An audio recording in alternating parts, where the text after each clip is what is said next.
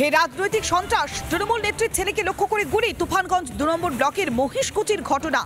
তৃণমূলের সভানেত্রী চৈতি বর্মন বড়ুয়ার ছেলে নিহার বড়ুয়াকে গুলি। লক্ষ্যভ্রষ্ট হয় অল্পের জন্য রক্ষা। ঘটনাস্থল থেকে উদ্ধার করা হয়েছে গুলির খোল। তৃণমূল নেত্রীর ছেলেকে লক্ষ্য করে গুলি। তুফানগঞ্জ 2 নম্বর ব্লকের মহিষকুচির ঘটনা। তৃণমূলের সভানেত্রী চৈতি বর্মন বড়ুয়ার ছেলে নিহার বড়ুয়াকে লক্ষ্য করে গুলি চালানো হয়। যদিও বরাত জোরে বেঁচে যায় নিহার বড়ুয়া। লক্ষ্যভ্রষ্ট হয় অল্পের জন্য রক্ষা। ঘটনাস্থল থেকে উদ্ধার করা হয়েছে গুলির খোল। তৃণমূল নেত্রী চৈতি বর্মন বড়ুয়া তার ছেলে নিহার বড়ুয়াকে টার্গেট করে গুলি চালানো হয়। তুফানগঞ্জে 2 নম্বর ব্লকের মহিষকুচির ঘটনা।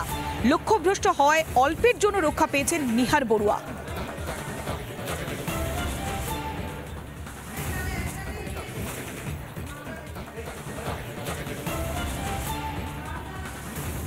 আমি সন্ধ্যাবেলা সাংগঠনিক কাজটা সেরে আমি কোচবিহারে যাই।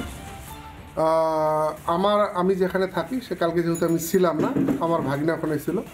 বিজেপির আশ্রিত দুষ্কৃতীরা রাত আনুমানিক 12:30টার সময় শাবল দিয়ে দরজাটা ভাঙার পরে আমাকে ভেবে আমার ভাগনাকে অতর্কিত হামলা করে এবং এক রাউন্ড গুলি চালায়। তো সে কোনো কারণে বেঁচে যায়। হামলাটা এর একটাই কারণ, আপনারা জানেন যে মহিষকুচি 2 নং অঞ্চল 2023 পঞ্চায়েত নির্বাচন এবং 2024 লোকসভা নির্বাচন আমরা বিপুলভাবে জয়যুক্ত হই। এখানে আমাকে ভয় দেখিয়ে আমাকে সংগঠনটাকে থামিয়ে দেওয়ার চেষ্টা করতেছে। আমি এতটুকু বলতে পারি যে ভয় দেখিয়ে, কাউকে প্রাণে মারার ভয় দেখিয়ে এখানে তৃণমূল সংগঠনকে আটকানো যাবে না। আমার নেতৃত্ব দলীয় আঞ্চলিক কমিটির চেয়ারম্যান নিহার বড়ুয়ার উপর আক্রমণ হয়েছিল গতকাল রাত্রে আনুমানিক 12:30-1টার দিকে। এখানে গুলি করা হয়েছিল।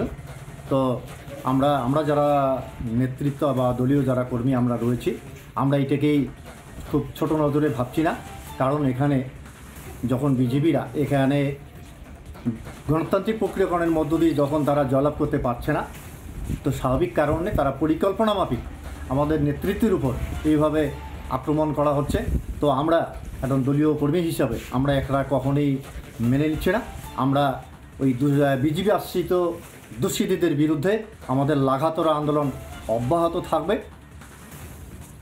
কোনো মিথ্যা অভিযোগ, বিজেপি এরকম কোনো বিষয় নেই যে কারো উপর গুলি চালিয়ে সেখানে বিজেপি সংগঠন করবে।